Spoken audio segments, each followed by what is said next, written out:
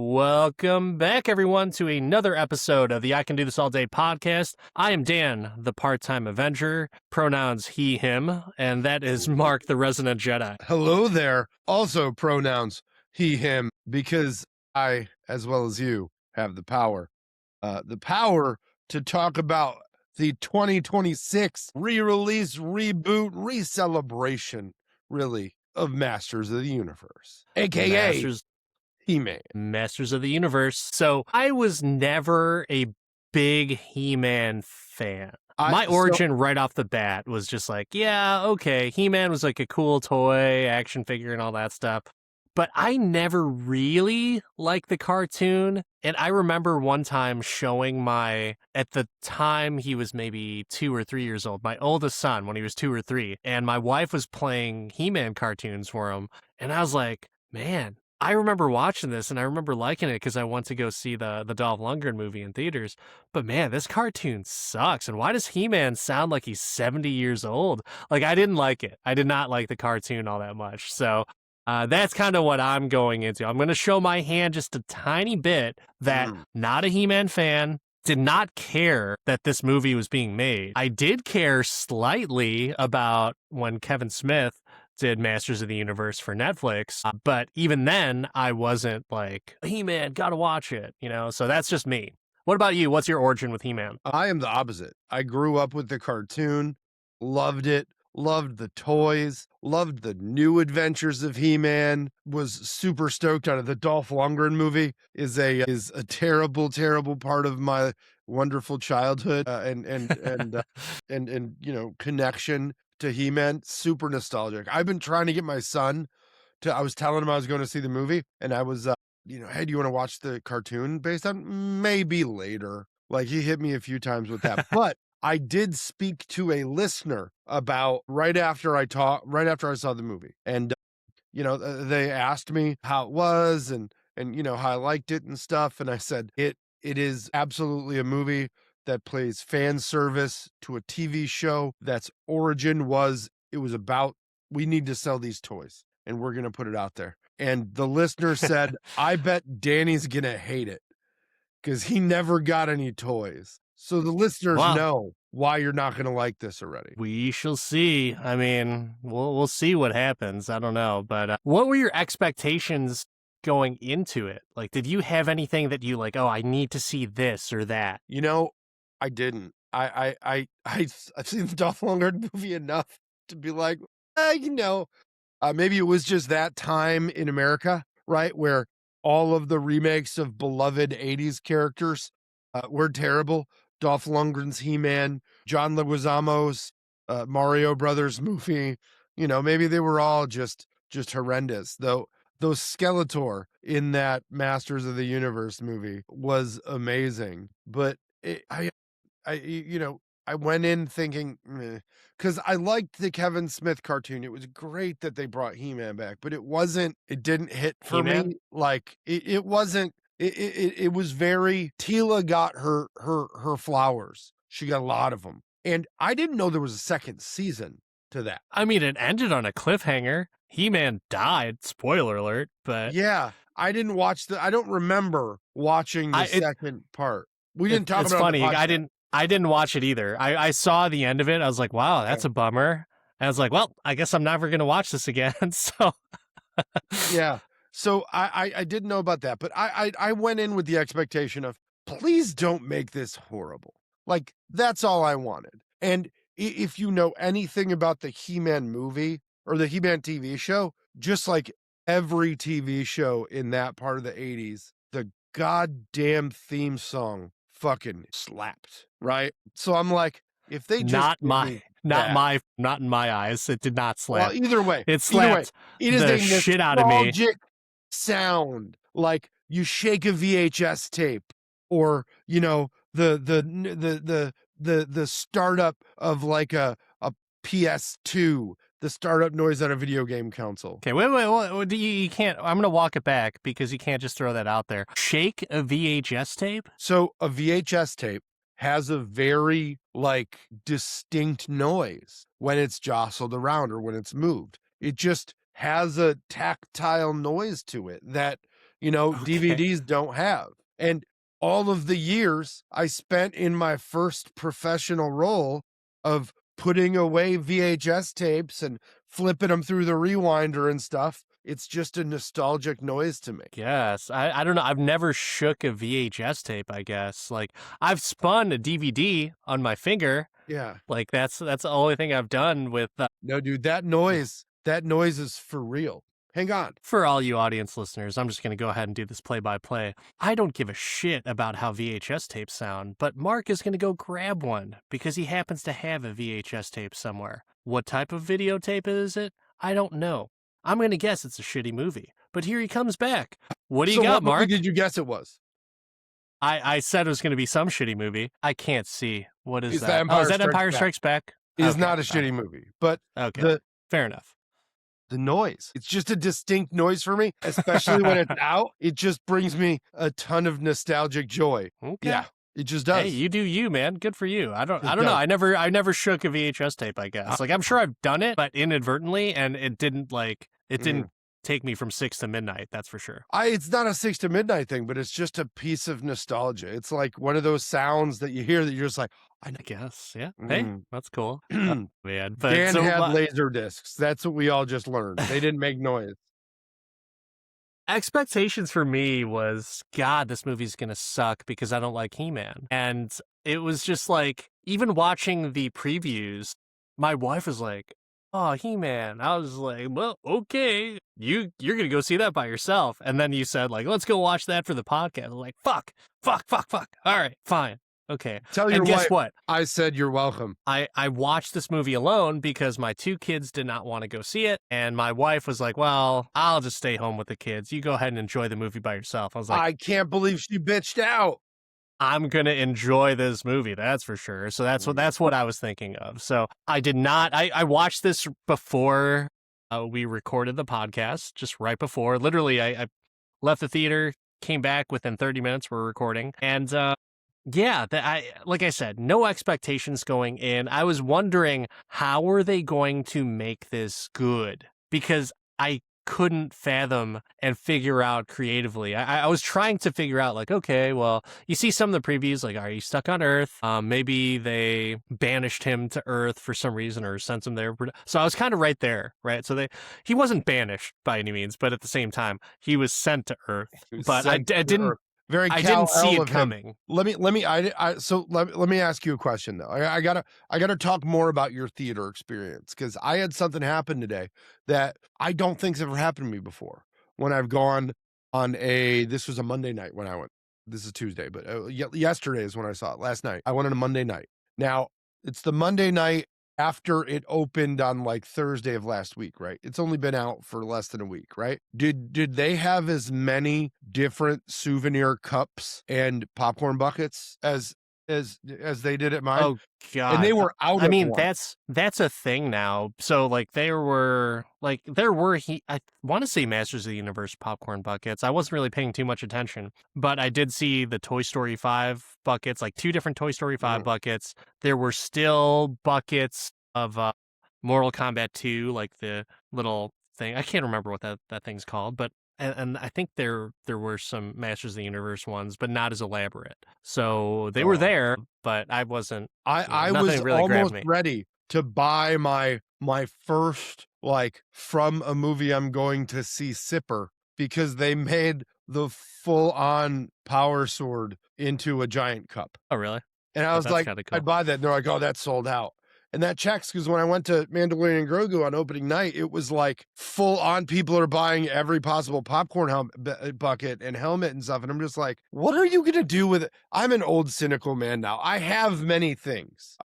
Yeah. But what are you going to do with an AT popcorn bucket? Yeah, that was dumb. I looked at my wife and I'm like, I'd rather buy the Lego AT-AT. I feel like that would be more fun to have. Yeah, I didn't understand the at popcorn bucket at all. Yeah. But I didn't understand the Skeletor head either. But either way, the other thing that happened that hasn't happened to me, I can't remember since when, is popcorn trick? No.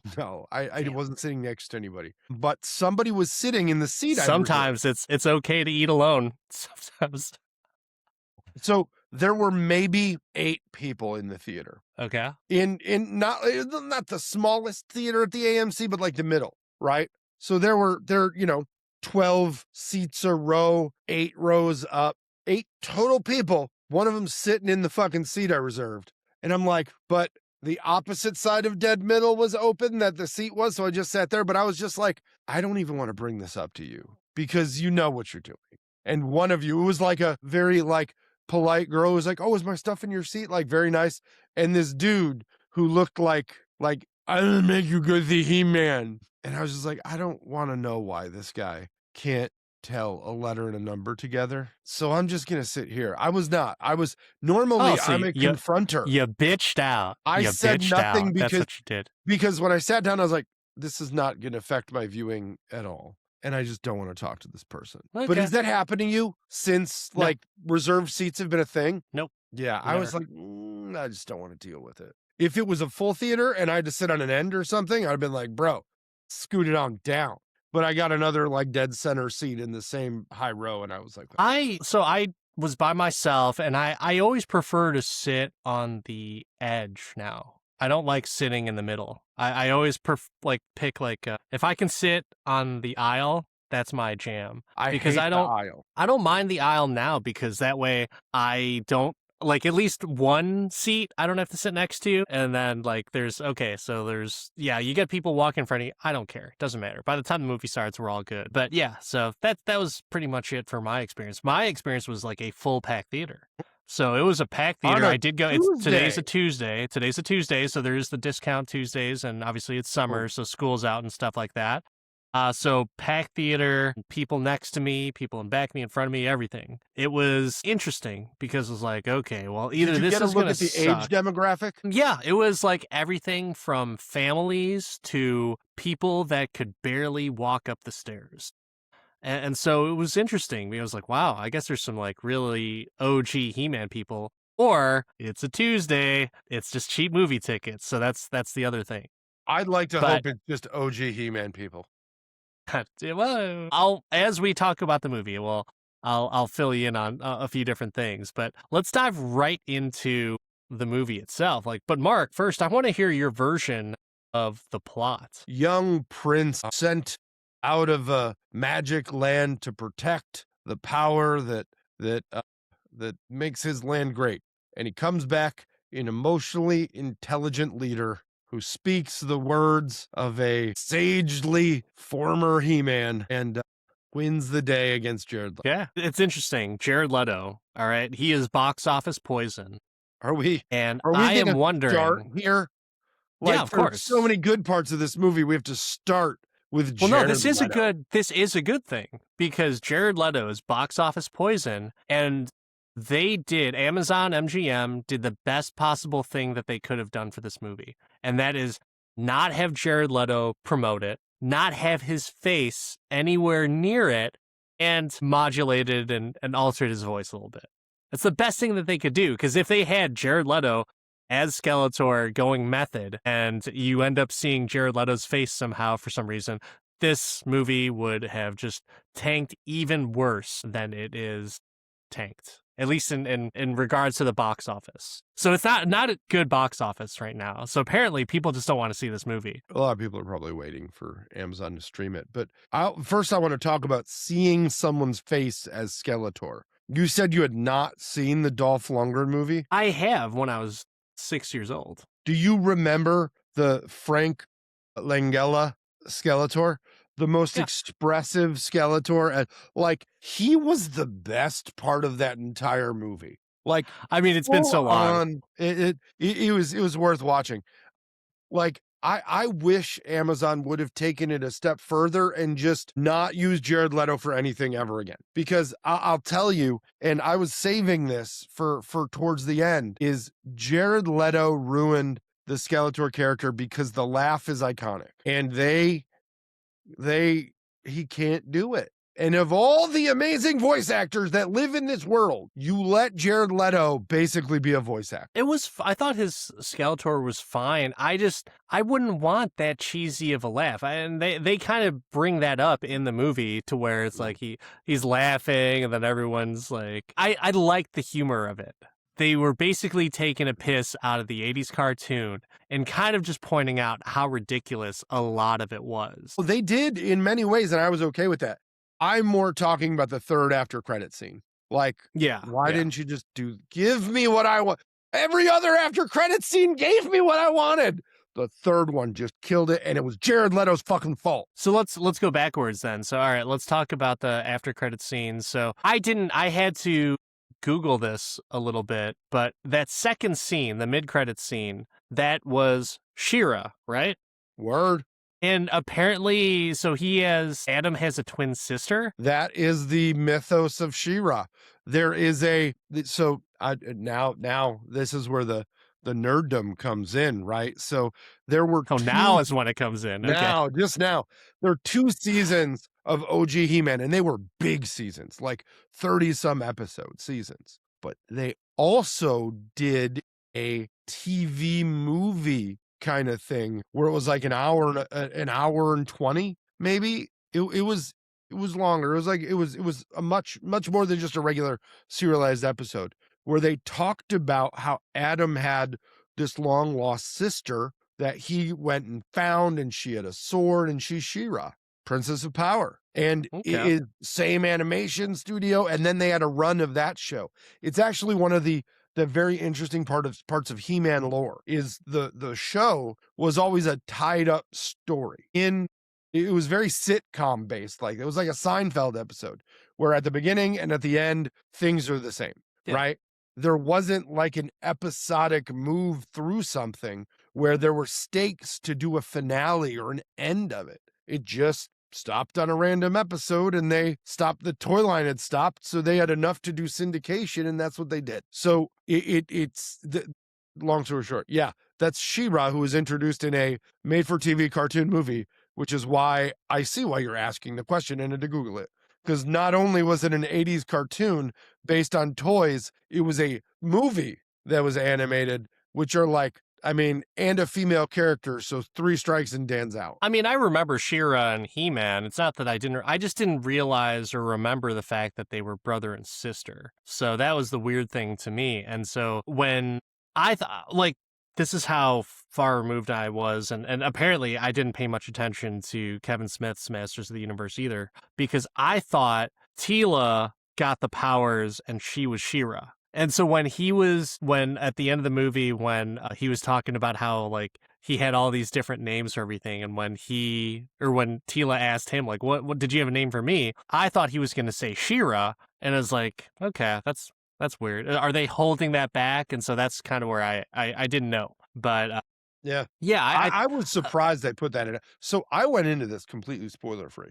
Like, I think I may have seen part of a preview for it, but like none of the references. I didn't look at what characters were in it. I wanted my nostalgia to carry the day on what I knew was not getting, like, what realistically you should have went in with an expectation that this is not a 5-star action movie. Like, it's a He-Man movie, and all of them have been not so great. So just be nice and enjoy the nostalgia. And that's how I went into it. Just, I'm here for the warm feeling that I get from remembering things that I liked as a kid. And they delivered there, but they also did okay, I thought. What were some of the things that surprised you with this movie? I liked the fact that they made it kind of Ragnarok-y when it comes to like the feel and the overall vibe of the movie. Like, it was the way to go. You can't do serious He-Man, because how is a guy in a loincloth and a strappy chest piece not gonna be like weird to be serious about it? Yeah. I like that too. I like the fact that, it was a little bit silly, like, because He-Man, just the name He-Man is silly, right? Along with all the other names. I love the fact that they were kind of poking fun at Adam's nicknames for all the people, and then it just becomes like the way that they're referred to, it's like, I thought that was ingenious. Like, is Fisto a real character? Yeah. My God. Ram Man. He fists people. He fits people. That's crazy. I was hoping they had Stinkor, which there was one point in the movie when it got kind of cloudy during a battle. I'm like, it's gonna be Stinkor, and I don't think it was. They also didn't have Manny faces. There were multiple baddies that weren't around. I don't remember seeing a merman. I wish they would have called. I mean, now I know why they didn't call him Beastman, but the fact that the Beastman was in it, but just not referred to as Beastman was cool. And any CKY fans out there, the Skeletor and Beastman song is just always playing in my head. I don't know if you're familiar with that, Mark, but CKY, Brandon DiCamillo as Skeletor, and I think it's Ray Kyan as Beastman, if I'm not mistaken. Maybe it's someone else, but either way, good I stuff. don't have that for you. I don't. So good. There was there I want to call out something that I'd love to get your opinion on. So the original Man at Arms was like a very gingery white dude with a big old redhead mustache. Yeah. And then they replaced him with Idris Elba. Feel like it's perpetuating a stereotype at this point for What do you these mean? movie companies to keep replacing ginger characters with people of color. Like it just seems like it's a thing in comics and in nerd culture. And I think our friends at the double at Level Down brought this up on a podcast to us with us. Was it ginger specifically? What were some of the other gingers? No, Mary it's Jane. Mary Jane, Jimmy Olsen in something, not the most recent, but Jimmy Olsen was replaced at some point.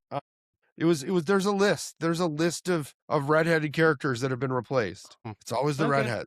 Interesting. But I loved Idris Elba in this movie. I like that he got to just be a brutish, like just hit you with a mace BA character. Like he deserves to do more action stuff. If they didn't pick him as Bond, I don't know what they were doing. Like that was such an opportunity. This is like a really good cast overall. You know, Idris Elba, I almost had to do, like, I knew it was Idris Elba, but because he didn't have his typical goatee, I was like, is that Idris Elba? Sounds like him. Looks like him. Sort of. But it's good. And then Alison Brie is Evelyn. That was kind of cool to see. She does like a good job as that. And I like her. I like her. Oh gosh, what's the right word I'm looking for? Just the contempt that she has for Skeletor is just good. You know, like I thought that was very believable, and I like that portrayal of her for that. And Camila Mendes, solid as Tila. Like that was, even the child actors I thought were good in this. And I hate child actors, all of them, every single one of them. So I think that there's a very valuable voice actor that we need to call out as well, as Kristen Wiig as Roboto. yeah, That was great. That was great. But like it was a solid cast. I agree. I kept seeing there was a few that maybe I wish weren't as noticeable, like or as call outable. Like the Alison Brie, I just couldn't get her into the evil Lynn thing for me. Not evil looking enough, but like it is more a me thing than anything she did.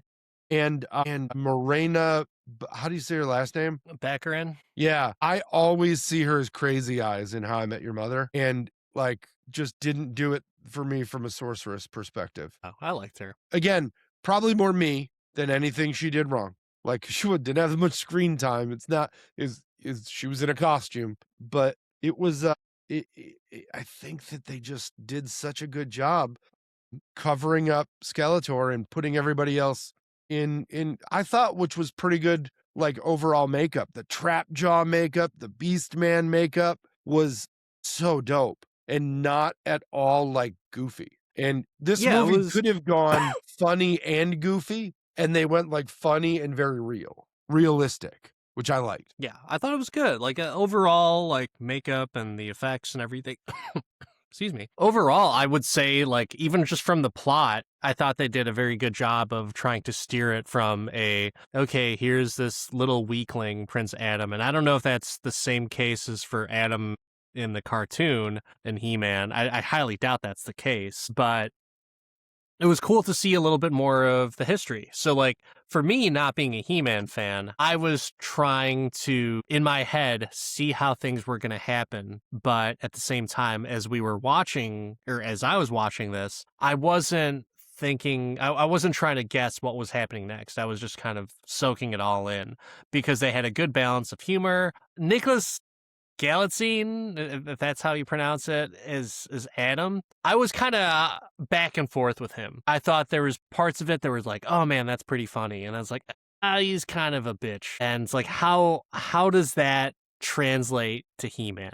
You know, like how do you have this guy that is just like this little bitch, out of shape, but clearly pretty jacked? Like they couldn't have given him like some other clothes to make him look a little less, jacked, because he was pretty big. I So mean, like at no point was I thinking this guy is a small weakling. I was thinking like, wow, they're really not trying to hide his muscles at all. So dude, like the He-Man cartoon, Adam was just everybody was fucking jacked. They made yeah, the comment when he was talking about like everybody was just yoked in this universe where I'm from, and I was so small. But like even the toys, the show, Adam was yoked. Is fine. yeah, Like that didn't bring me out of it at all. Honestly, I watched this movie and just caught every I thought they did such an amazing job of fan service. Pink shirt included in the Adam outfit. Like they just put him in regular clothes that exactly matched the vibe that he had in the show, right? And in the yeah. cartoon. And that was one thing that was missing from the Dolph Lundgren movie, right? They went like, we'll see what it would be like for cereal. No, they gave Idris Elba the same man-at-arms thing with the fucking mace and the little weird breathing mechanism that was actually a flask that the character had. They even went as far as putting Tila in the Tila costume at the end. And I had spent the whole movie like, I'm glad they didn't put her in that like weird high thong bathing suit, because they'll just make it weird. And then they fucking made it weird. But it was still like just another little Easter egg that they gave you, right? And that was what I wanted from this movie. And I think what anybody going to see it for the nostalgia portion of it wanted.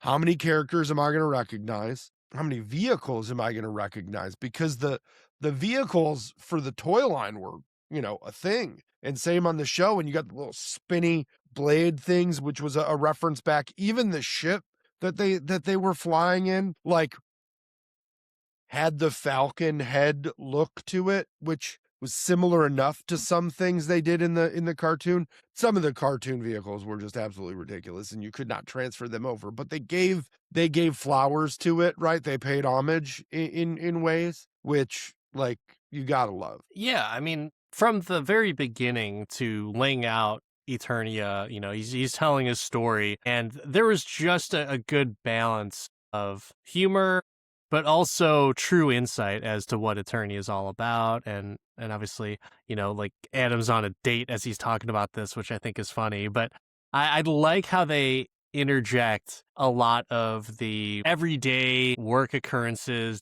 like real life occurrences that happen, whether it's on a date, whether it's at work. I like that type of humor and just kind of poking fun at how silly corporate life is, at how silly magic is in that sense, and how ridiculous it sounds. But at the same time, it's real. Like there's people out there saying like, hey, aliens exist, Tom DeLonge was right. There's UFOs everywhere, or whatever they call them now, unidentified aerial phenomenons, UAPs, I think is what they call now. But so I think it's kind of a nice little balance, and the fact that they were bringing in so many nods to not just He-Man, but to the 80s, right? So like the music, when they started playing Queen and the Highlander theme song, I was like, holy shit, that was fucking sweet. Dude, They didn't play it long enough, but still cool. did you see that Brian May like fully consulted and did epic guitar solos all over the place for this movie? Oh, no, I didn't see that. But yeah, Brian May was in the credits, like, big. Who's Like Brian May? the guitarist from Queen. Oh, okay. The guy with I the didn't know. big, I only know kinda, Freddie Mercury, so that's all. well, yeah. That's cool though. But yeah, no, Brian May was big in the on the music end of this. And like this is, I would say, right there with like a Taika level soundtrack or a Guardians, a James Gunn level soundtrack. Like It the was solid. music in this hit the whole way. And the only thing I was hoping for, right, is are they going to give us the He-Man song at any point? Like, I loved the fucking Flash Gordon-y Eternia theme at the beginning where they're just fucking rocking out and jamming. And then at the very end, when he's back to He-Man and he's fucking in it and he's got the power, they subtly hit you with the music, and it just is like, That wasn't I even waited subtle. the They whole time. said they belted out He-Man. Oh, yeah, no, but they led into it. It was not the first time he was He-Man. Like, that music played every time in the cartoon that he turned into Yeah. He-Man. It was part of the "I have the power" thing, but they waited until the end, and they're like, "I know you dirty fuckers want this. Here you go." There's so many nods, like when they were playing the Four Non-Blondes, What's Going On? I don't know if you've seen, I'm sure you've seen like the memes of like the techno meme of where that's playing in the background. So it's like, oh my God, that's a nod. I was hoping that they were going to have the techno theme on there and just have him kind of like dance along to it just to kind of have a subtle nod to the meme. But you know what really got me was actually, I'm going to save that. I'm going to save that for the very end because I feel like that's just something to help expand upon my either appreciation or dislike about this movie. So, all right. So Prince Adam, Nicholas Galitzine, did you like him as He-Man or as You know Prince what I Adam? liked about him? That I'd never seen him in anything before, and he did a good job. Like, that's all yes. Give me a like, he's a much better actor than Mark Hamill was in the first Star Wars movie. Like, let's just be clear with that. But I hadn't seen him in anything else. He wasn't a retread, and it wasn't like, this guy doesn't look He-Man-y. That's all I need. Give me somebody that I can just, yes, and their performance is good, and I don't mind them at all. Like, that's exactly what I wanted. What about you? Were you annoyed? Were you sad it wasn't somebody you knew? I was going back and forth on it because I like humor in my movies, but at the same time, I don't want a bitch. And there was times where Adam is just, he is not, I, I, it's not even I need a super macho guy. Like, I'm okay with them being like a little silly at times, but he was like, how do you go from being winded, out of shape, can't like, you're clearly jacked, but yet you're like struggling to run a few blocks. And then all of a sudden he turns into He-Man and he just starts whooping the shit out of everybody. You know why? Because he had the power. Yeah, well, he was the power. That was the thing. So it was like, where was his? There was no training montage. Like there should have been. Were you mad that there was a Dolph Lundgren movie without a training montage? It's an '80s nod to nostalgia, and there was no montage. Get the fuck out of here. I mean, they did do a gym conversation. They did. That was cool. I like that Dolph Lundgren was there, and that was pretty sweet to see that. And I like the fact that he kind of looks at the camera and he smiles like, that was pretty cool. I was talking to Dolph Lundgren, the original He-Man from live action. So like, that was cool. And they used like, it wasn't just like a head nod or a random cameo. The thing Dolph Lundgren told him that he didn't understand at all is what he used in his like rally speech at the end. I was like Dolph Lundgren was part of it. Yeah.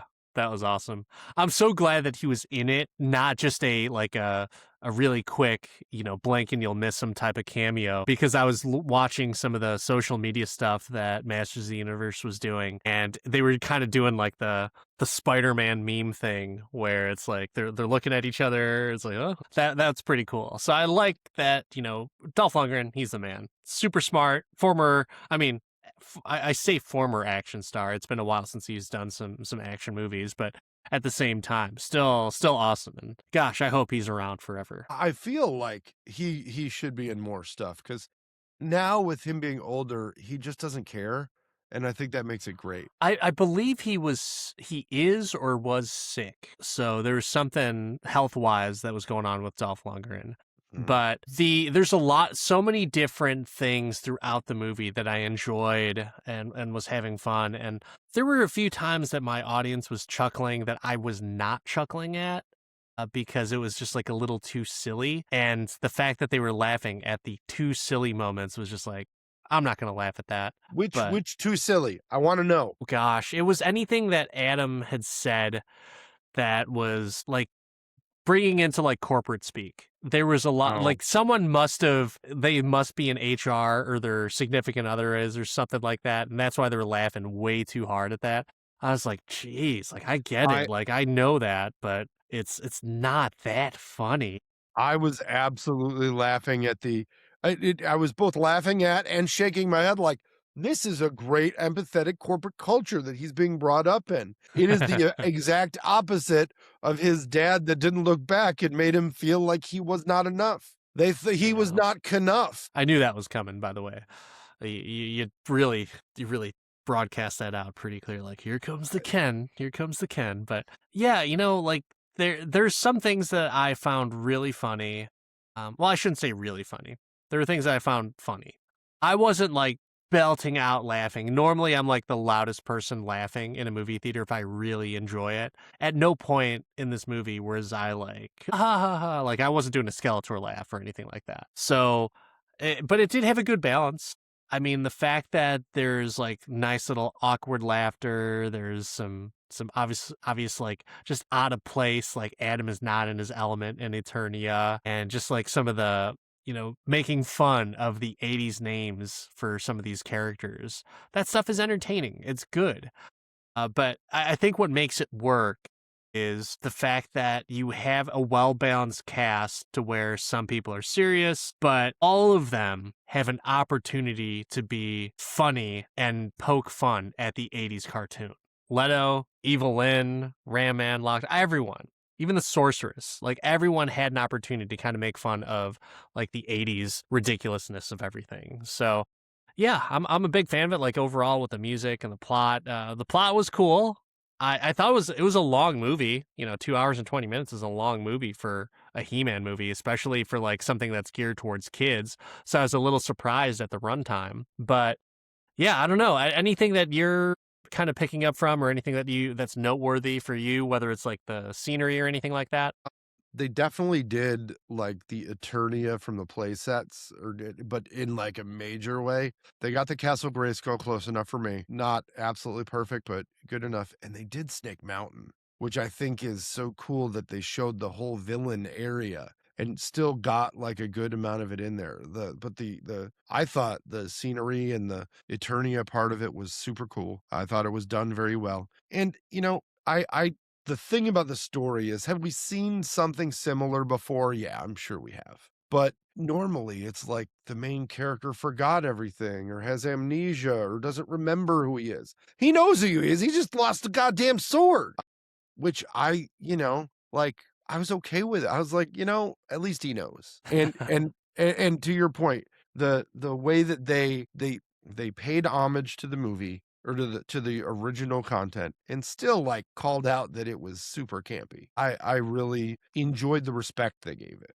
And that for me, like as somebody who grew up on it and loved it, to see it still given, both respect and just, quality writing, I was happy to see that. Like if this is the last Masters of the Universe movie, I'm okay because it's good enough. Right? It's good enough. Well, you're given a lot of respect, but speaking of respect, it would be absolutely disrespectful if I did not ask you this question. When it comes to Masters of the Universe, can you, oh, actually, no, I take that back. Did anything Martha you about Masters of the Universe? Fucking Jared Leto. Jared Leto Really? Martha'd me. And I'm going to tell That you bad? exactly when it happened. Because I agree, the jokey laugh during the movie was okay. It was okay. But the third post-credit scene, you gave me fucking Orko. I was like, holy shit, it's Orko. And they did the positive message in the first post-credit scene, the immediate post-close scene, right? I was like, oh, that's so nostalgic, and they gave it to you like, here, He-Man fans, there's still a positive message in this movie. Then they gave you She-Ra, like, fuck yeah, She-Ra. And then they're like, Skeletor's still here. Oh man, sweet. And then they tried to get him to imitate the laugh instead of just getting somebody that could do the laugh. Like, you gave me amazing throwback. Like, first they started with the He-Man theme in the closing scene, like pre-closing scene, then hit you with the OG Tila, the Battle Cat armor, like the full thing. They made a joke about how, like, does he really think we all don't know that he's He-Man? Yeah, Like, that was funny. come on. Yeah. Like, they gave you that, and then they hit you with the 2 post credits, and then they just like, I was leaving the theater after the She-Ra one. I'm like, oh man, that's it. And then I Googled, is there how many post credits are there in He-Man? because some of the last movies we've gone to, there isn't one, right? Like Yep. Star Wars, not one. So I found out there was a Ridiculous. third. What? Lost opportunity. Ridiculous that Yeah, they have. yeah. But So I dumb. Googled and I'm like, saw those two, and then there was a third, and they said Laugh and Skeletor, and I'm like, fuck yeah. And I was like halfway out of the theater. I turned around, walked back in, stood at the end of it, waiting. I'm like, do the laugh, do it, do it. Talk laughing to me, baby. And they just let Jared Leto be Jared Leto. And I was like, Okay. that was the only part that really frustrated me. I was like, why is he so at the beginning I was like, why is Skeletor so jokey? And then that they kept it going, I was like, oh, this is Ragnarocky. And I loved that. But that to me was the only, like, so much great fan service and then one little Jared Leto. But what about you? Anything Martha you? Yeah, so this is not, it has to do with Jared Leto's character, but not Jared Leto's fault. So and maybe this was just my theater, but I'm pretty sure, like, I highly doubt that was the case, because initially I thought maybe it's like the projector was off or whatever, but Skeletor's eyes, okay? Number one, it was really cool. I like the little, like laser pointer eyes type thing, right? But did you notice that there was like a reflection to where it just looked very apparent that the reflection on the camera and the type of lighting that they were using was showing in multiple places? Like, it wasn't just red in his eyeballs. It would like be red all over the place on the screen multiple times throughout the movie. Anytime Skeletor's eyes were in frame, it would show that. I think you had a fucked up theater. Yeah, I don't know, man. Everything else was fine. It was just like a weird reflection, and like I did not like it. Every time I saw it, I was like, this is like, you couldn't clean that up in post. I know exactly what it was. It was whatever type of lighting that they were using was causing reflection on the camera. But why is that there? Like, that's not a cartoon thing. That is just a poor editing thing that's the case. So I will definitely take issue with that, and that is what Martha me in this. For show. It's weird because I Googled it and nobody's complaining about it. Really? Okay. That's so weird, because I had a really big issue with that. I was like, what the hell? I was like rubbing my eyes. Like, is it my contacts? Like, nope, that is definitely the movie, because there are some angles that it did not look bad.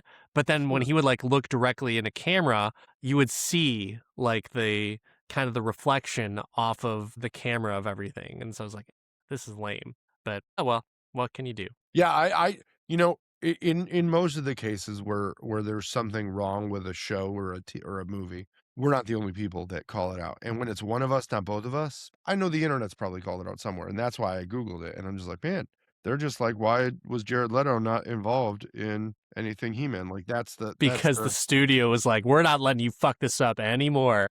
And then now, apparently, I guess, when it comes to it, like, because the box office, like, maybe it would have helped if Leto promoted it, or maybe it would have been worse. Who knows? The curse of Jared Leto. Yeah. I'm not worried about it. Like, the box office is what the box office is. I think when they go global with it, was it a global release all at once, or will they do it? I think have no idea. I think the global on it will be good, because the toy property is so big. It'll make them their money. Like, this will be purchased. Maybe. But when it comes to showing the ultimate level of respect, back to what I was originally going to say, it would be disrespectful if I didn't ask you this question, Mark. When it comes to Masters of the Universe, can you do this all day?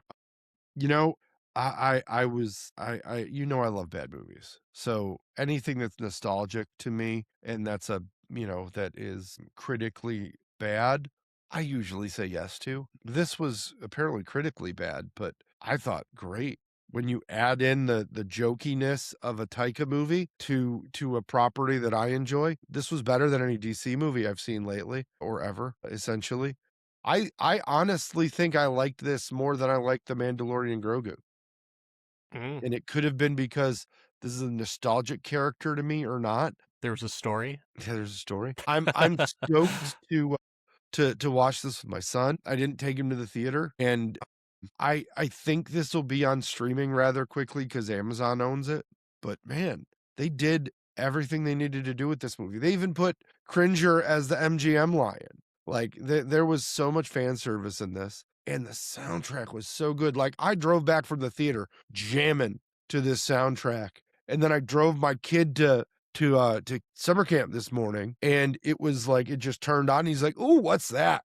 Can we listen to that?"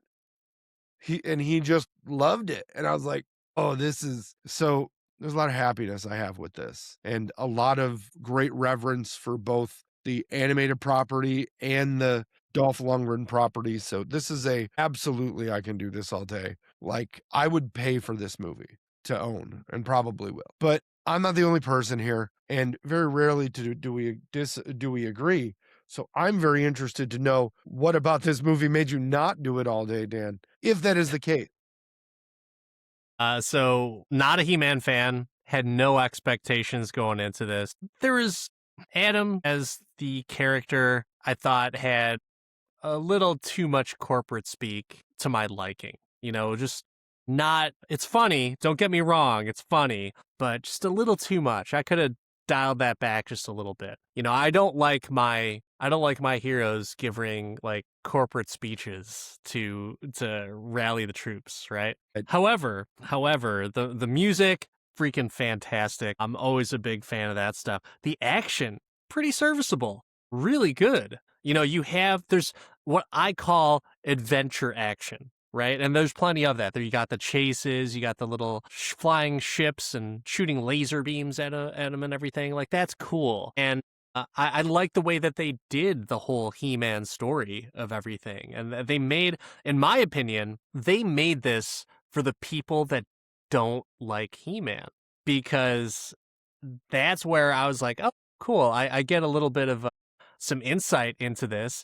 And yeah, those names, stupid as shit. Those are really stupid names. Those are so silly. I don't know who in their right mind would name these things, but in the frame and the context of the movie, it makes sense.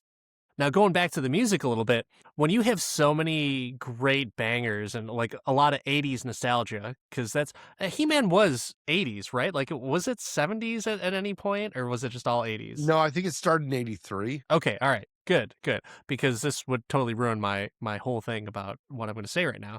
But with it being 80s, a lot of 80s nostalgia, there's a lot of 80s vibes and tones to everything. One thing that I absolutely loved, was when they started playing like a riff of Boys Don't Cry by The Cure. I was like, why do I know that song? I was like, oh yeah, that's the song. And then of course it goes into the actual song the next morning. I loved the integration of that. That is so cool. Like 80s, you can't have the 80s without The Cure. Like that's, to me, is just awesome. And the fact that they have that, and along with, the really great Four Non Blonde song in there, even though that's not necessarily 80s, I think that's early 90s, but still really freaking good. And I just had a good time.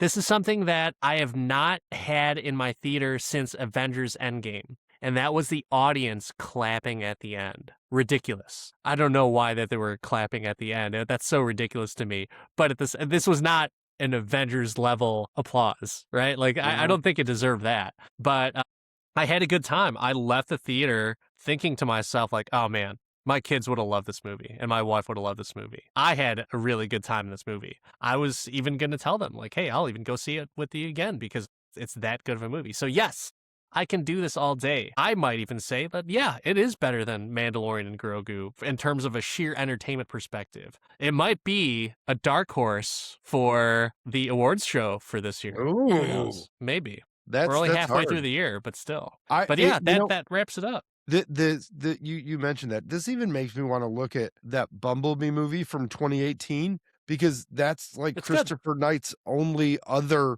movie. This was not a director that's done a bunch. Travis Knight. Okay, good. Christopher Knight's from the Brady Bunch, but okay. Yeah, yeah. But just so good. And I Yeah. want to listen to more of Daniel Pemberton's music. The soundtrack guy was just Yeah, it is. It's solid. It's solid. But another solid movie.